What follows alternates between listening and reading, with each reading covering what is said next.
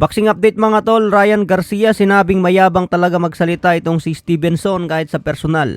Base raw sa experience ni Ryan, mahangin talaga si Stevenson. Sinabi nga ni Shakur sa interview, dudurugin niya ang prime ni pambansang kamao Manny Pacquiao. Pero may isang kondisyon, magpa-drug test daw si Pacman para malinis at walang daya.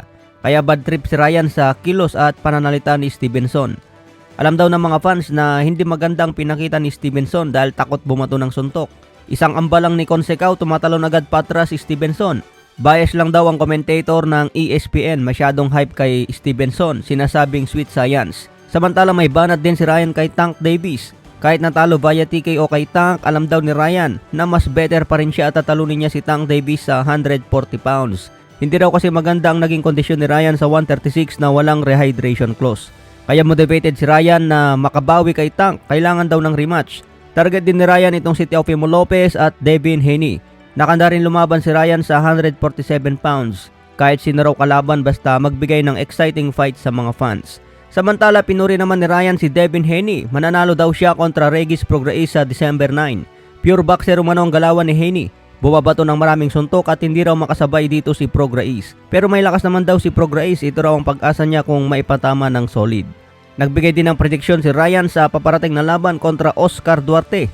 Sinabi ni Ryan very sharp ang kondisyon niya ngayon at sobrang impresibo umano ang panalo. Kung sakaling matalo daw siya kay Oscar Duarte, ito na raw ang pinakapangit na pangyayari sa kanyang karir. Baka mabaliw pa si Ryan kung matalo kay Duarte. Kaya todo training daw ito ngayon para magawa ang sinasabi. Abangan po natin yan sa December 2. Sa iba pang balita, Floyd Mayweather may mensahe sa mga haters. Marami daw galit sa kanya na kapwa niya Amerikano dahil nainggit sa kanya. Sa edad raw ni Mayweather ngayon, kumikita pa rin ng 40 hanggang 60 million dollars mula sa exhibition. Kaya panay batikos daw sa kanya. Sinong tao raw ang ayaw kumita ng 40 million dollars sa isang exhibition? Ito raw kasi ang gusto ng mga tao kaya marami ang naiinggit sa kanya. May nakatakdang rematch si Floyd Mayweather kontra John Gandhi III sa February. Yung exhibition ni Floyd kay pambansang kamao hindi na po binabanggit ni Floyd. Mukhang hindi na po matutuloy ngayong December.